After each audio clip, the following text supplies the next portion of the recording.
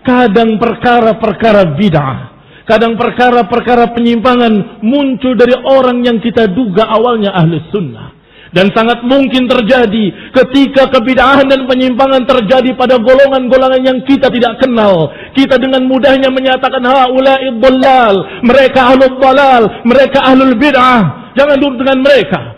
Tapi kemudian mendekat, ternyata terjadi pada saudara kita, famili kita, maka itu ujian buat kita. Sebagian menyatakan walaupun itu saudara kita, walaupun itu anak saudaraku sendiri, kita katakan bahwa dia ahlul dalal, menyimpang dari sunnah.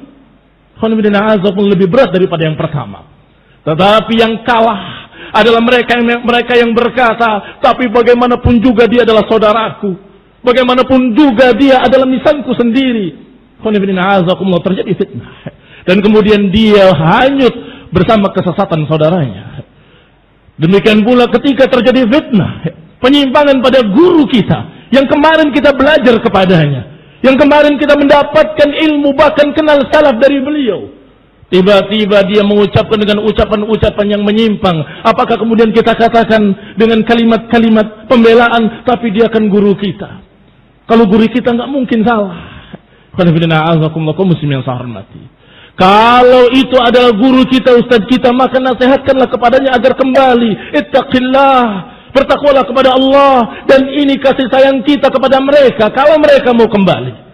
Muslim yang saya hormati. Demikianlah seorang murid yang baik. Dia ikut gurunya ketika gurunya di atas kebenaran, tetapi dia mengingatkan gurunya ketika gurunya menyimpang. Kemudian semakin dekat lagi, sampai kemudian fitnah tadi semakin berat, bahkan terjadi pada yang kita anggap sebagai ulama, kita anggap sebagai syekh, kita anggap sebagai seorang yang alim. Lebih berat dari yang pertama, lebih berat dari yang kedua, lebih berat dari yang ketiga. Ini asyad, ini berat. Barakallahu fikum. Al-haq adalah al-haq, nggak bisa diukur dengan syekh fulan atau syekh fulan atau fulani atau fulani. Kalau kebenaran tetap kebenaran. Tetapi yang dikatakan oleh Allah Subhanahu wa taala yang selamat adalah as-sabirun. Man humus sabirun? As-sabirun adalah mereka yang istiqamah di atas hak walaupun badai menerpahnya. Yang tetap di atas hak walaupun dia harus menentang saudaranya sendiri. Dia tetap di atas al-haq walaupun dia harus menentang orang yang dia cintai kemarin. Ini orang yang sabar, yang terus di atas sunnah. Apapun yang harus dia hadapi dan harus dia jalani dari kebenaran, maka dia tidak peduli.